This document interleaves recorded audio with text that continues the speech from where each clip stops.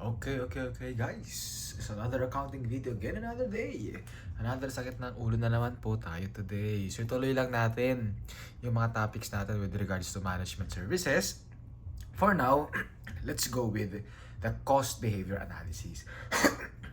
So, ano ba to?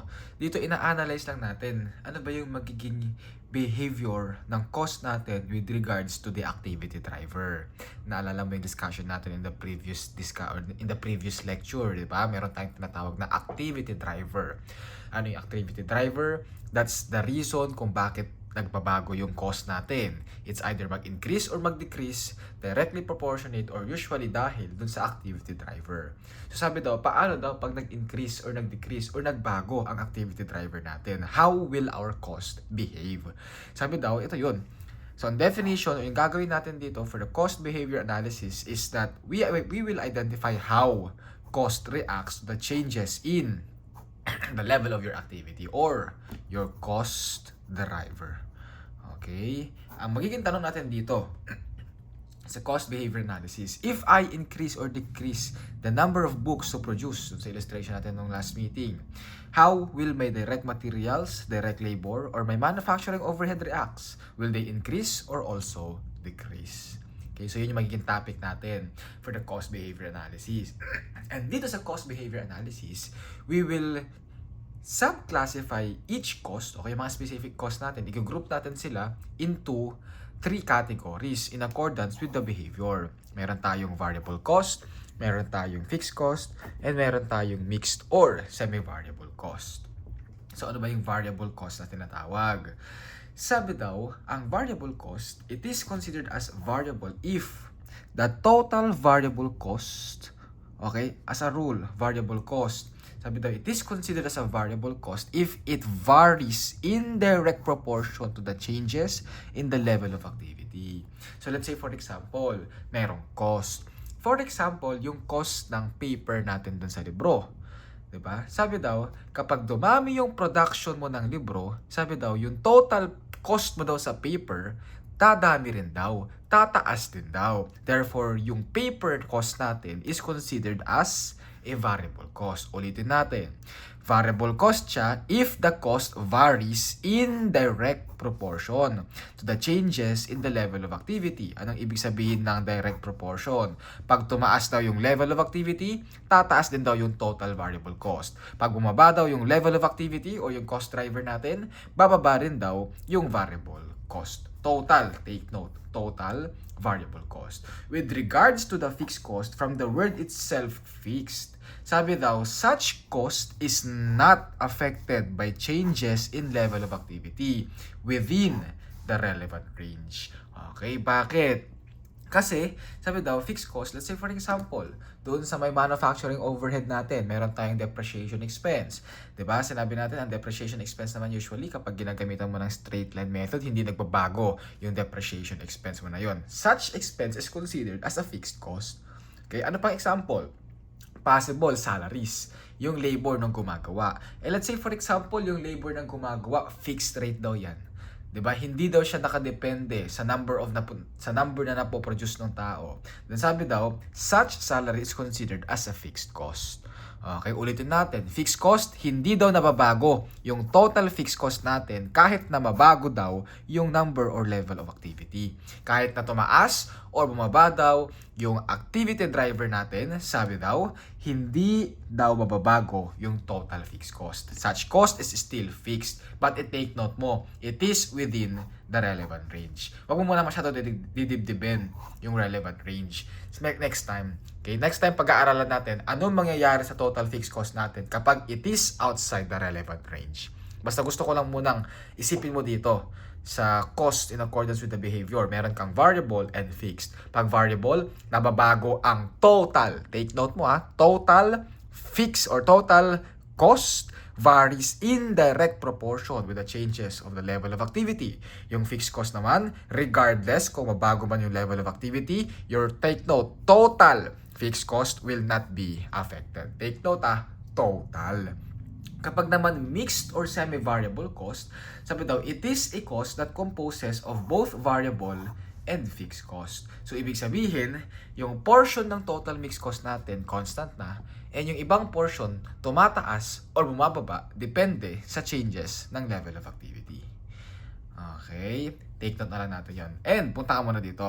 Ito yung lagi mong tatandaan with regards to the cost behavior analysis or yung cost natin in accordance with the behavior. Ito yung rules, sabi daw.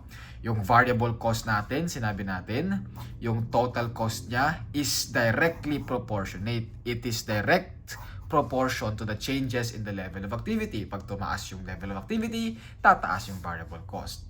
Take note mo i-emphasize ko, total cost.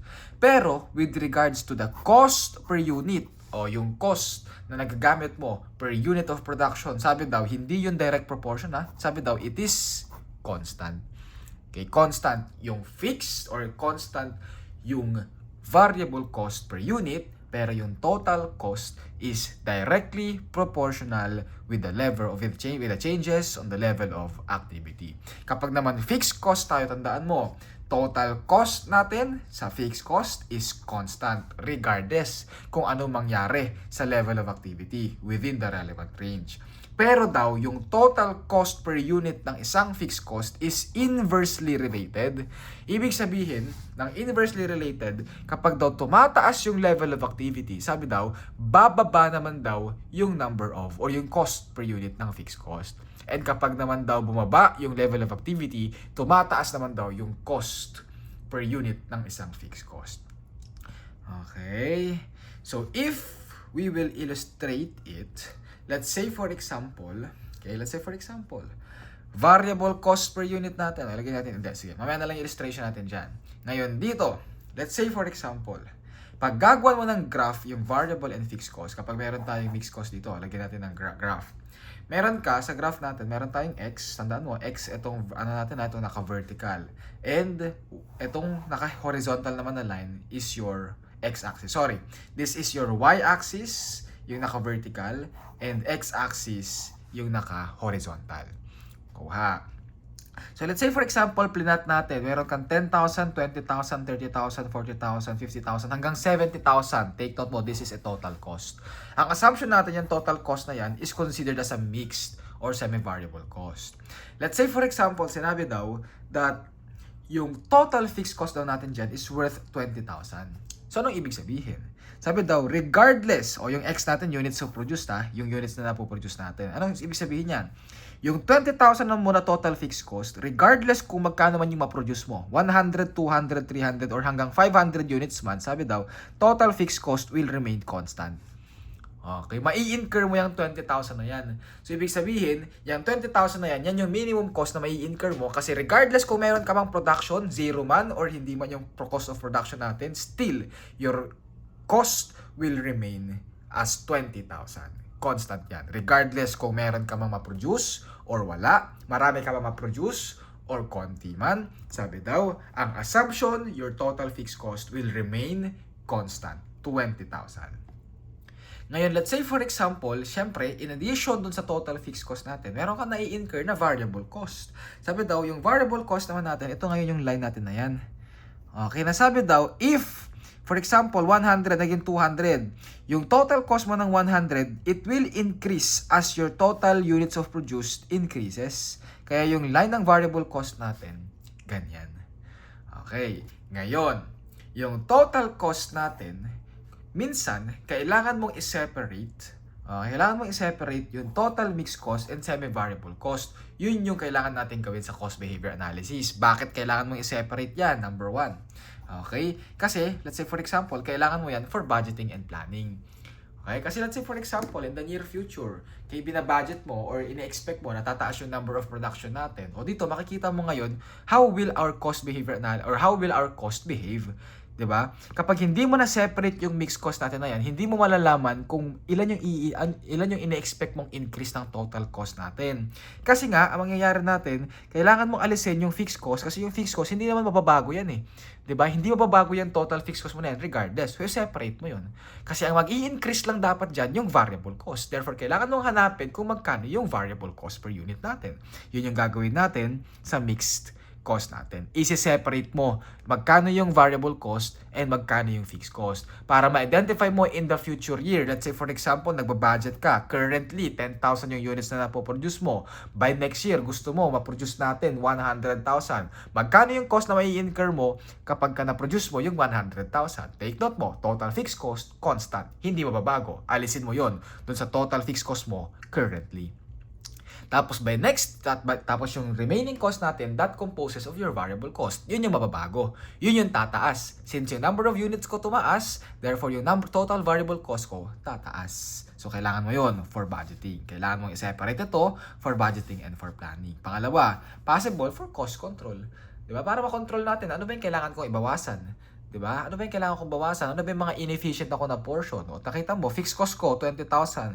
Ibig sabihin yung fixed cost ko na yan, hindi ko na kayang i-increase or i-decrease yan. Kasi nga, fixed yan. Committed cost na yan. O wala ka na magagawa dyan. Therefore dito, kapag ka nakuha mo or na-separate mo yung mixed or yung semi-variable cost, kaya mo ngayong ma-identify, ano ba yung mga cost?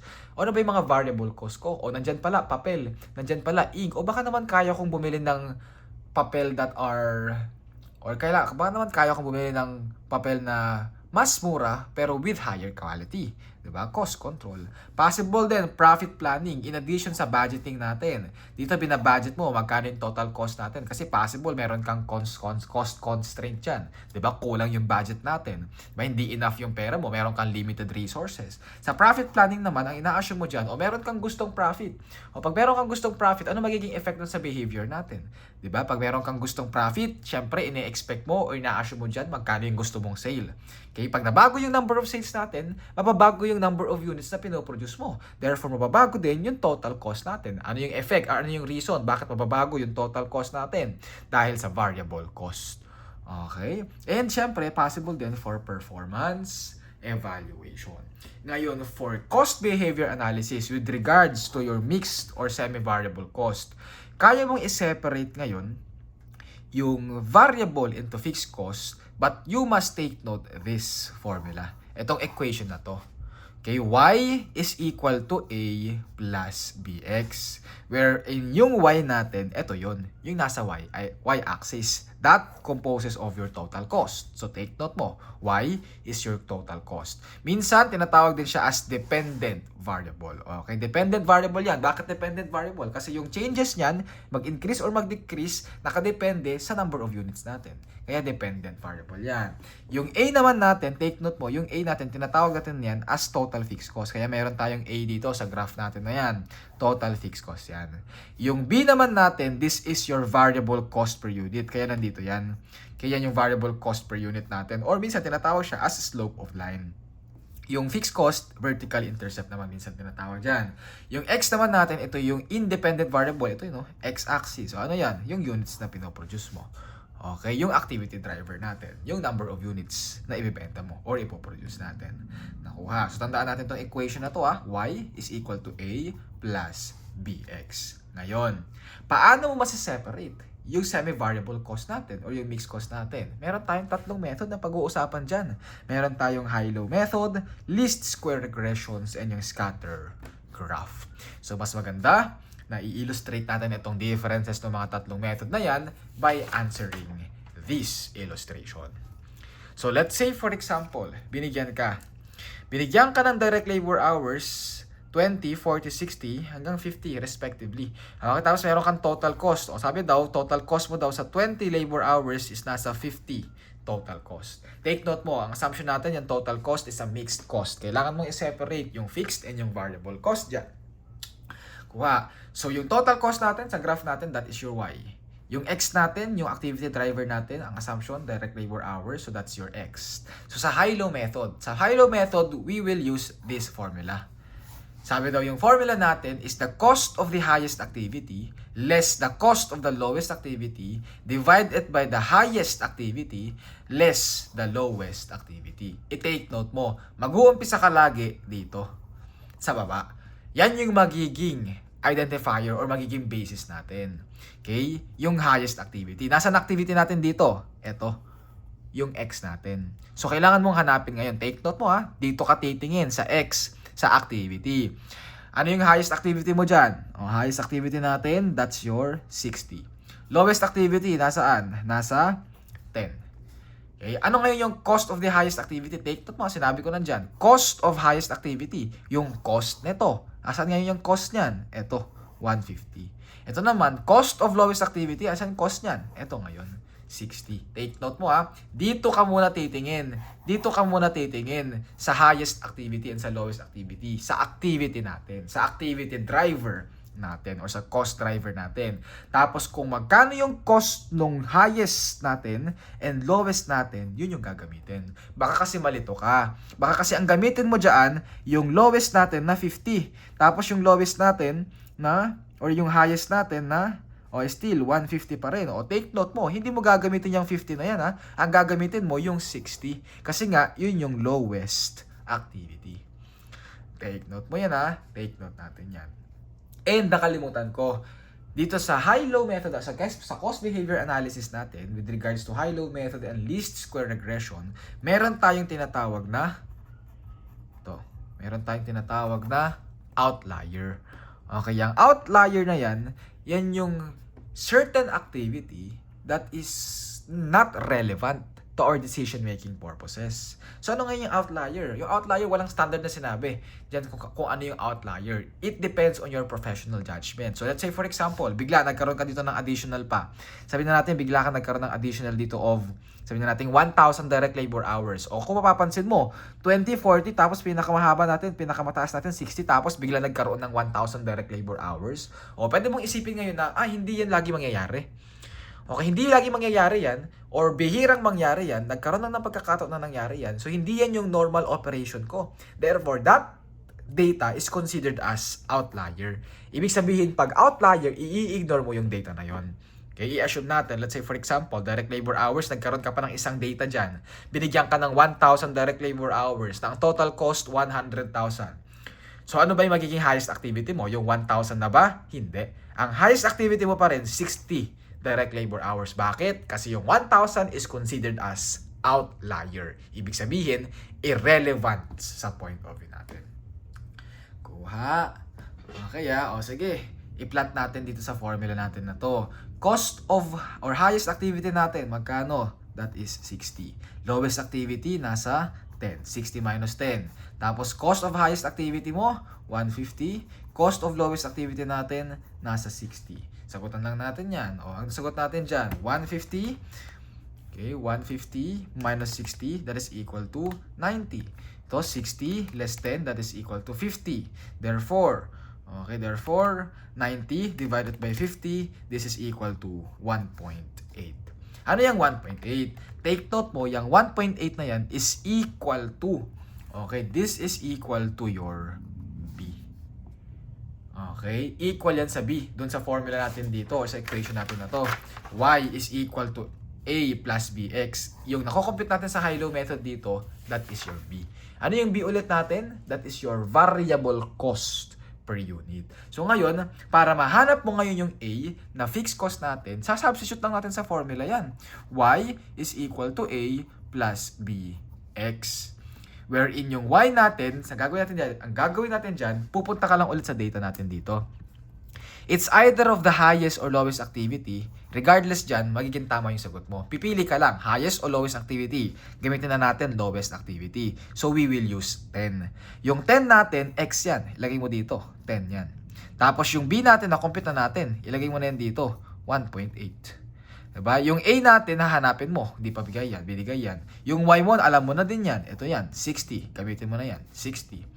Therefore, gagawin natin dyan, 60 is equal to A plus 1.8 times 10. Simpleng algebra lang tayo dito ha. O, 1.8 times 10. Unahin mo muna yung parenthesis natin. 1.8 times 10, that is equal to, okay, this is equal to 18.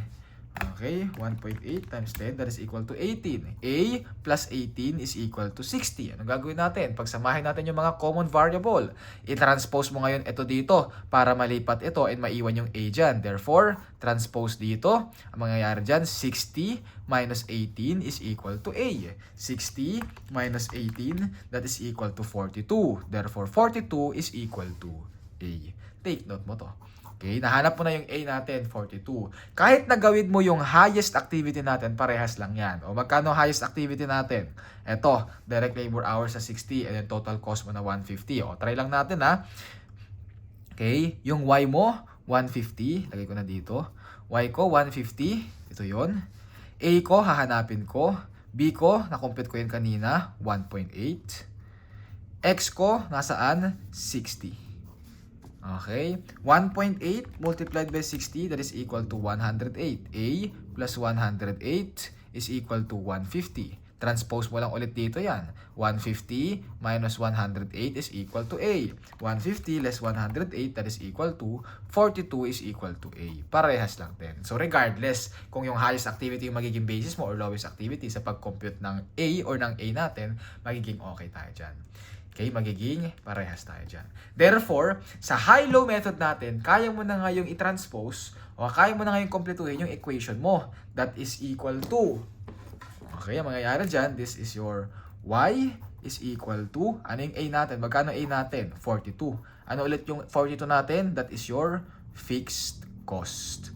Plus, yung B natin, 1.8.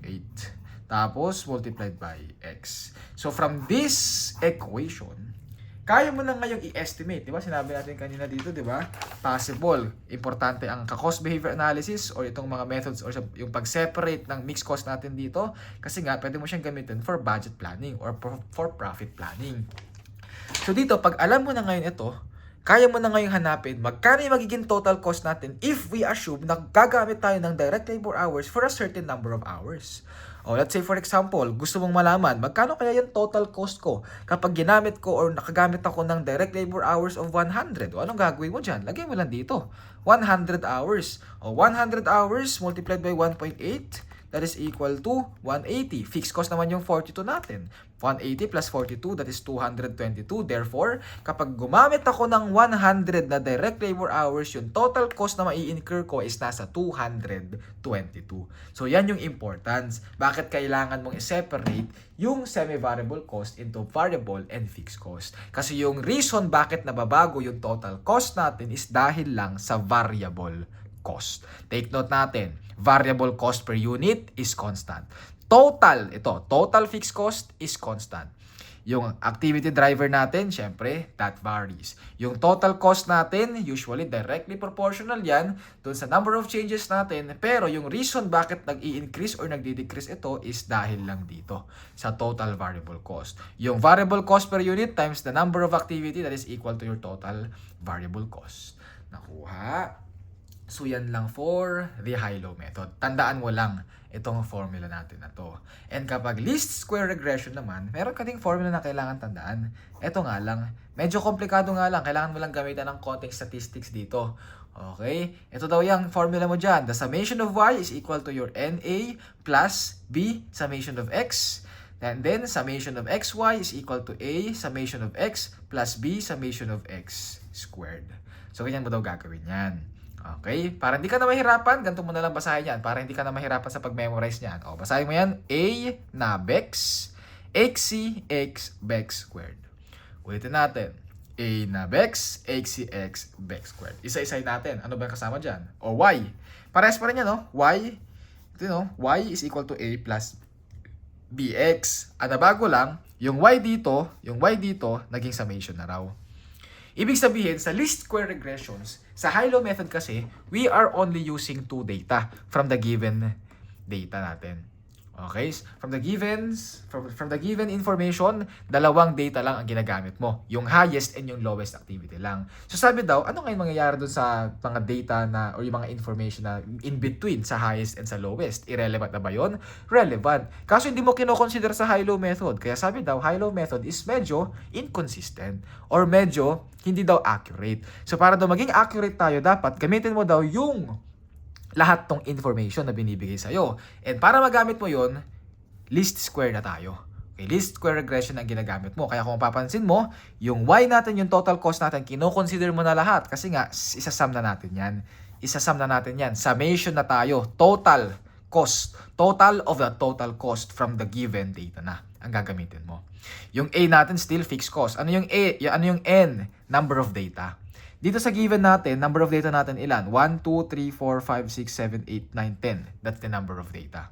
Okay, yun yung gagamitin mo sa N, yung 10. B natin, variable cost per unit pa rin. X natin, summation na raw. Isasum mo daw yung X mo dito. Ulitin natin. Yung Y, pag least square regression, summation. Ito total mo lahat ito.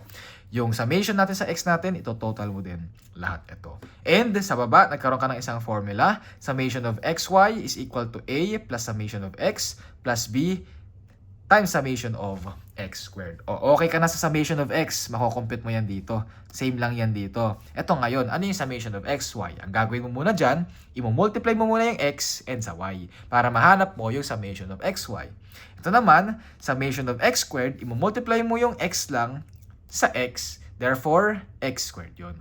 Okay, X squared lang natin yun. So, kung gagawin natin yan, step by step process tayo, hanapin natin yung summation of Y. Summation of Y natin, ito total mo lang lahat yan.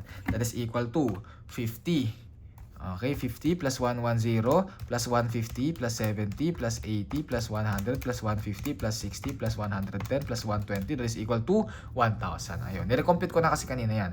Summation of Y natin, lagay ko na lang dito ha. Ito yung data natin dyan, nasa 1,000 pesos. N natin, ilan ulit yung nabilang natin? 10.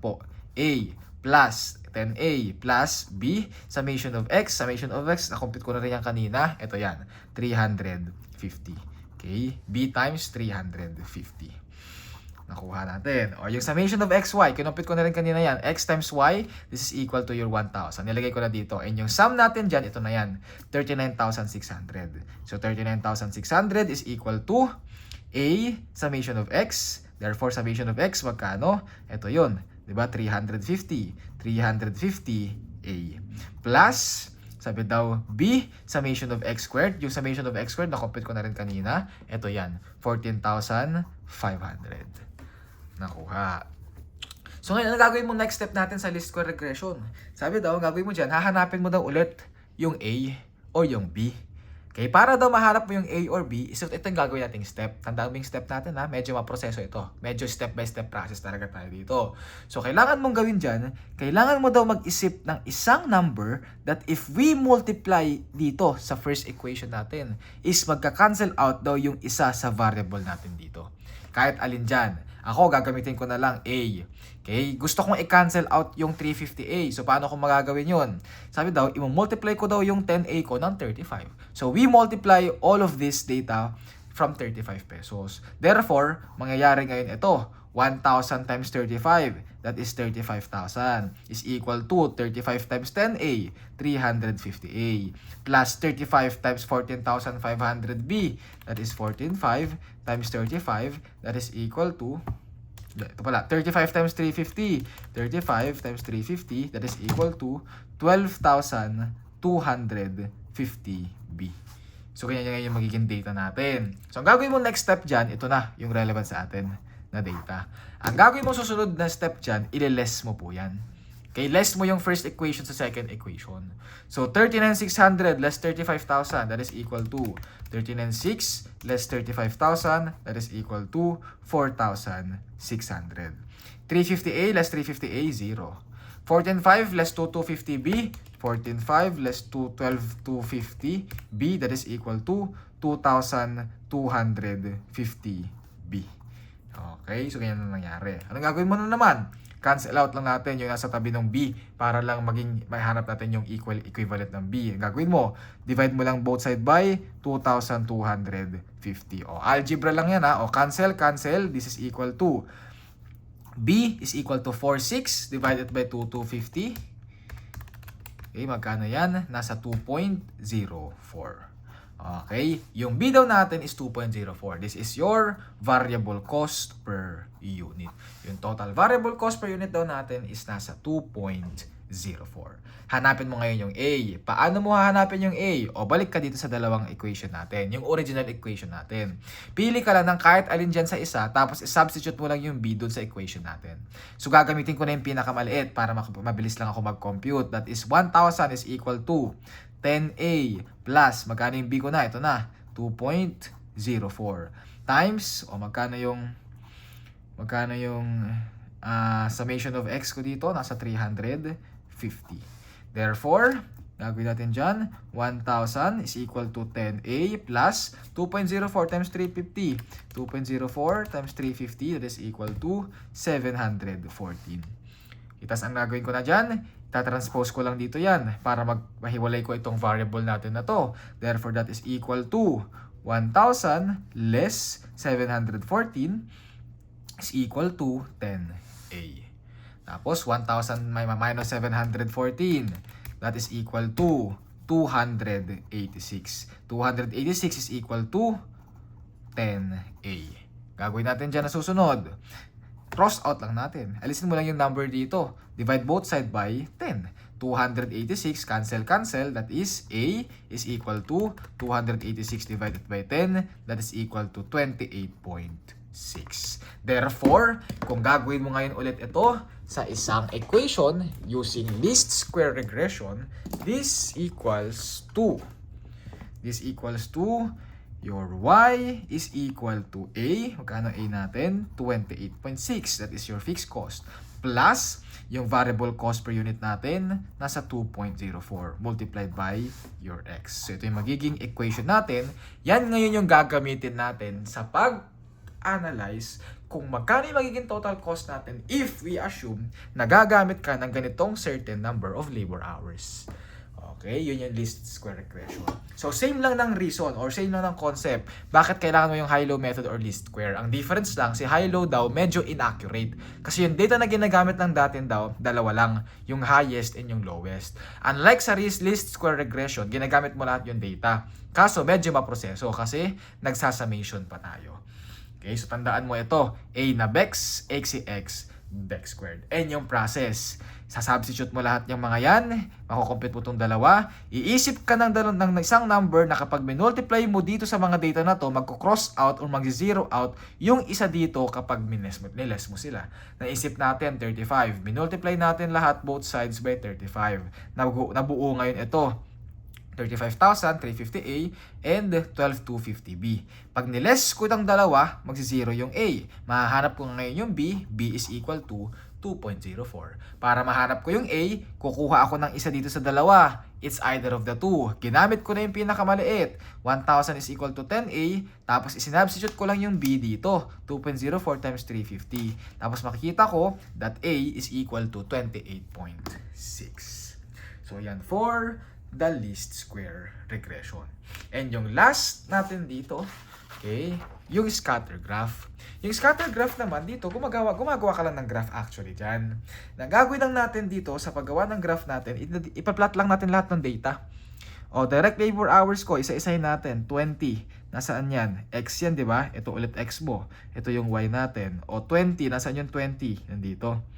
20, ang total cost niya, 50. 20 and 50, nandito yan. Plot mo dito yan. Susunod, 40 and 10. O 40. 40, tapos 110. I-plot lang natin dito yan. Next, 60 and 150. Dito daw, 60 hanggang 150. I-plot daw natin dito yan. Okay, and 20 and 70. Dito daw, 20 and 70. I-plot lang natin dito sa portion yan.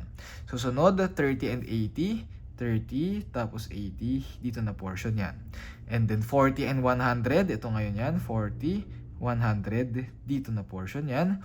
And then 50 and 150, 50 and 150, dito na portion. Last na, next natin, 10 and 60, 10, 60, nandito raw yan. And then 30 and 110, dito daw yan, 30, 110, nandito sa portion na yan. And then 50 and 120, last data natin, 50, napunta daw ng 120 na total cost, i-plot natin dito yan. So, na-plot natin lahat yan. Ang gagawin mo daw dyan, iisip ka daw dyan na kapag daw ginawa daw natin yung magkakalapit na data dyan, lalagay daw natin yung magkakalapit na data dyan, lahat, bubuo daw tayo ng line natin, mabubuo mo daw yan, which is nandito yan na portion. Okay, and then sabi daw nila, idiretso mo lang daw yan hanggang dulo. Ito daw ngayon yun, 30. So, pangyayari daw dyan, itong 30 daw natin na to, meaning, 30 daw is equal to your total fixed cost. So, ganyan daw yung mangyayari dyan. Ito daw yung magiging total fixed cost natin. Nakuha. So, parang isipin mo na lang, o, di ba? A natin dito, 28.6, medyo malapit sa 30. So, yan lang yung ginagawa for the scatter graph. Okay? So, hindi mo na masyadong kailangan dibdibin yung scatter graph kasi usually ginagamit lang yan, o gumagawa lang yan yung mga economics natin. Okay? Hindi din yan usually ginagamit actually sa management accounting. Ito lang most commonly, high-low and least square regressions. Nakuha? So, that's the end of our video. That's the end of our discussion with regards to the concept of cost behavior analysis. Siyempre, anong gagawin natin susunod? O, i-apply natin. I-apply natin sa mga problem. O, number 1, sagutan natin dito. Kaya sabi dyan, cost behavior refers to, okay, sabi dyan,